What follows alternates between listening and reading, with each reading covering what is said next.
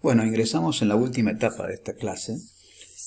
Hemos hablado de la sintomatología, de cómo hacemos el diagnóstico, cómo lo estadificamos, cómo lo tratamos cuando está localizado. Pero puede ocurrir que después que hicimos el tratamiento localizado, nos encontramos con lo que se llama una recaída bioquímica. Es decir, que después de la cirugía, el antígeno prostático normalmente, que es el marcador que sirve para ver cómo fue evolucionando ese tratamiento, es cómo hacemos el seguimiento, normalmente se lo considera que el paciente está bien cuando tiene menos de 0,3 nanogramos por mililitro post cirugía o posterior a la radioterapia menos de 2 nanogramos por mililitro. ¿Sí? Eso no ocurre en la cirugía de la próstata, ocurre rápidamente la caída del antígeno, pero a veces en la radioterapia tarda unos meses hasta que logramos el nadir, es decir, que caiga por debajo de los 2 nanogramos por mililitro. Si después del tratamiento nosotros observamos que esos valores se comienzan a elevar y hacemos 3 mediciones consecutivas con una diferencia de 2 o 3 meses, estamos viendo allí que hay una recaída bioquímica. Y en ese caso lo que nosotros podemos hacer, porque no sabemos dónde puede estar el grupo celular que está generando este movimiento del PSA, se hace una tomografía por emisión de positrones, ¿sí? Que es el PET-colina, que lo que está basado este estudio en que la célula prostática utiliza la glucosa marcada con la glucosa para su metabolismo, como todas las células del organismo, pero si nosotros la podemos marcar con flúor, que se forma la desoxiglucosa, ¿sí? Es lo que se utiliza junto al flúor, que inyectada en el organismo, cuando ingresa a las células, en las células benignas puede salir naturalmente, pero en las células malignas quedan marcadas con el flúor, colina, y porque no puede salir la glucosa de la sustancia de la célula, y por lo tanto en este grupo de pacientes tenemos que considerar que esa área que se tiñe es el área donde se ha producido la recaída tumoral, y por lo tanto, si ha sido una poscirugía, por ejemplo, se hace radioterapia. ¿Cuáles son las opciones de tratamiento que tenemos para el cáncer de próstata avanzado? Allí tenemos hormonoterapia, análogos del LRH como el Leuprolide, estrógenos, antiandrógenos como la bicalutamida, la enzalutamida, orquiectomía, ¿sí? Una orquiectomía por vía quirúrgica, y los anti-LRH como el Degaleric. El eje hipotálamo-hipófiso-gonadal funciona de la siguiente manera. El hipotálamo se genera el gen RH que actúa sobre la glándula pituitaria, y esto va a generar dos hormonas, la LH y la STH. La LH que va al testículo y produce testosterona que va a actuar sobre la glándula prostática. Es lo que, digamos, el alimento que necesita la glándula prostática para crecer. Mientras que la ACTH actúa sobre la glándula suprarrenal y produce el 5% de los andrógenos que también actúan sobre la próstata.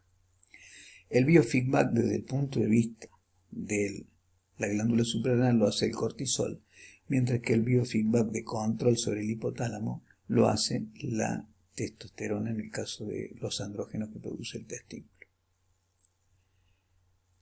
Los agonistas GnRH lo que hacen es aumentar la FSH, aumentar la LH, aumenta la testosterona, y por biofeedback como vimos, la misma se produce un biofeedback negativo, ¿sí? Luego tenemos los bloqueadores, los antagonistas GnRH, que este es en el caso del Legaleric, en el cual yo estoy bloqueando GnRH, por lo tanto no se activa la glándula pituitaria y la hipófisis, por lo tanto no hay LH y por lo tanto no se produce testosterona. ¿Y cuál es la diferencia entre los dos desde el punto? Fíjense en lo que ocurre cuando utilizamos un análogo. En una primera etapa se produce una elevación de la testosterona, ¿sí? Hasta el día 7 y después comienza a caer. Por lo tanto, este paso debe ir precedido de la administración de antiandrógenos como la bicalutamida, ¿sí? O la flutamida. Y después se produce el descenso progresivo hasta el día 28, que obtenemos una testosterona con niveles de castración.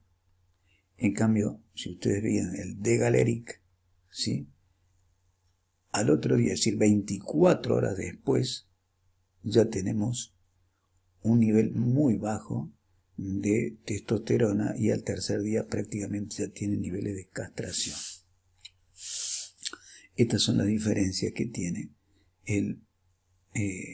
entre un análogo y un medicamento como el Degaleric, que es un antiagonista. Y por último, la hormonoresistencia. ¿Qué es la hormonoresistencia? La hormonoresistencia es aquel grupo de pacientes que están con un cáncer de próstata avanzado, que nosotros hemos hecho terapia local, que hizo terapia hormonal de primera línea, castración química, como le llamamos, cuando utilizamos antiandrógenos y análogos, o el Degaleric en su defecto. A veces han utilizado ya también una segunda línea con bicalutamida, flutamida, nilutamida.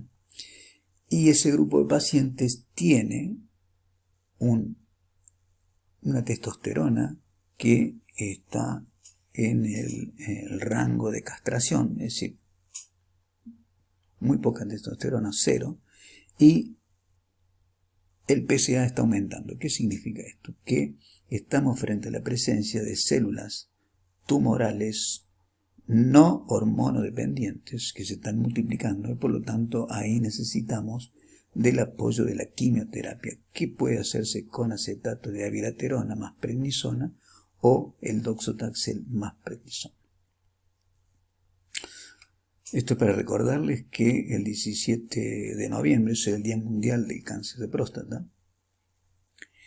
Y para concluir esta clase, podemos decir que el diagnóstico es más frecuente en los pacientes asintomáticos porque los pacientes hacen el chequeo prostático y en ese chequeo va un examen de tacto rectal más el antígeno. Los movimientos del antígeno preceden siempre alguna manifestación que podamos encontrar en el tacto rectal. El PSA total más el PSA libre son importantes para el diagnóstico precoz. Recuerden, es decir, la relación libre-total. La división entre el libre y el total me da un porcentaje que cuando es menos del 20% aumenta la sospecha y debo hacer una biopsia. El diagnóstico de certeza es anatomopatológica, peor biopsia transrectal o también se puede hacer una biopsia por fusión. Ahí debemos tener presente que cuando hicimos una biopsia nos da negativa y tenemos que repetir la biopsia 5 o 6 meses después porque el antígeno sigue subiendo, hacer una resonancia multiparamétrica para observar dónde puede estar el foco y dirigirnos en la biopsia. Eso nos va a dar mayor certeza con la biopsia. Cuando está localizado es importante para el tratamiento los predictores pronósticos. Cuando está avanzado realizamos hormonoterapia. Y en la resistencia hormonal se hace la quimioterapia con paclitaxel y abiraterona. Muchas gracias y nos volveremos a reencontrar.